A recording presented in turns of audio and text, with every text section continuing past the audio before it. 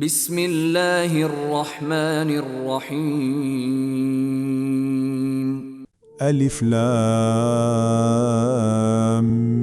میم۔ یہ کتاب قرآن مجید، اس میں کچھ شک نہیں کہ کلام خدا ہے، خدا سے ڈرنے والوں کی رہنما ہے، جو غیب پر ایمان لاتے ہیں اور آداب کے ساتھ نماز پڑھتے ہیں، اور جو کچھ ہم نے ان کو عطا فرمایا ہے اس میں سے خرچ کرتے ہیں، اور جو کتاب اے محمد صلی اللہ علیہ وسلم تم پر نازل ہوئی اور جو کتابیں تم سے پہلے پیغمبروں پر نازل ہوئیں، سب پر ایمان لاتے ہیں اور آخرت کا یقین رکھتے ہیں۔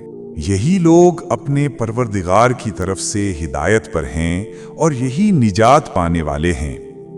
جو لوگ کافر ہیں انہیں تم نصیحت کرو یا نہ کرو، ان کے لیے برابر ہے، وہ ایمان نہیں لانے کے۔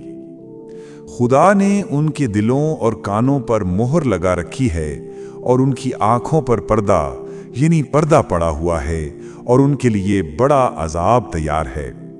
اور بعض لوگ ایسے ہیں جو کہتے ہیں کہ ہم خدا پر اور روز آخرت پر ایمان رکھتے ہیں، حالانکہ وہ ایمان نہیں رکھتے۔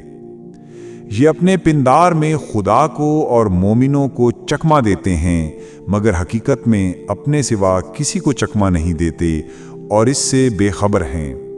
ان کے دلوں میں کفر کا مرض تھا، خدا نے ان کا مرض اور زیادہ کر دیا، اور ان کے جھوٹ بولنے کے سبب ان کو دکھ دینے والا عذاب ہوگا۔ اور جب ان سے کہا جاتا ہے کہ زمین میں فساد نہ ڈالو تو کہتے ہیں ہم تو اصلاح کرنے والے ہیں۔ خبردار، حقیقت میں یہی لوگ مفسد ہیں مگر انہیں شعور نہیں ہے۔ اور جب ان سے کہا گیا کہ جس طرح دوسرے لوگ ایمان لائے ہیں اسی طرح تم بھی ایمان لاؤ، تو انہوں نے یہی جواب دیا، کیا ہم بے وقوفوں کی طرح ایمان لائیں؟ خبردار، حقیقت میں تو یہ خود بے وقوف ہیں مگر یہ جانتے نہیں ہیں۔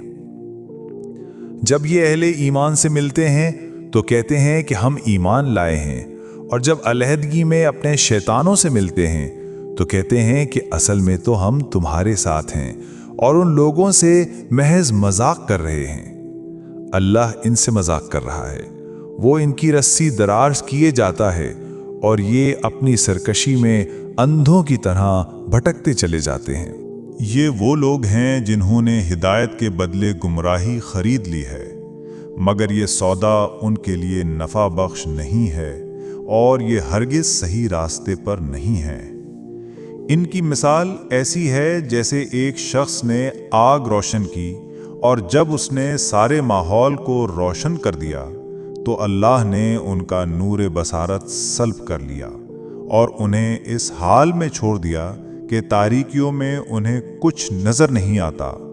یہ بہرے ہیں، گونگے ہیں، اندھے ہیں، یہ اب نہ پلٹیں گے۔ یا پھر ان کی مثال یوں سمجھو کہ آسمان سے زور کی بارش ہو رہی ہے اور اس کے ساتھ اندھیری، گھٹا اور کڑک اور چمک بھی ہے۔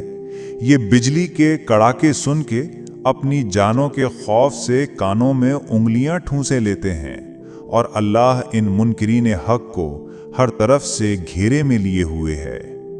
چمک سے ان کی حالت یہ ہو رہی ہے کہ گویا عنقریب بجلی ان کی بصارت اچک لے جائے گی۔ جب ذرا کچھ روشنی انہیں محسوس ہوتی ہے تو اس میں کچھ دور چل لیتے ہیں، اور جب ان پر اندھیرا چھا جاتا ہے تو کھڑے ہو جاتے ہیں۔ اللہ چاہتا تو ان کی سماعت اور بصارت بالکل سلب کر لیتا، یقیناً وہ ہر چیز پر قادر ہے۔ صدق اللہ العظیم۔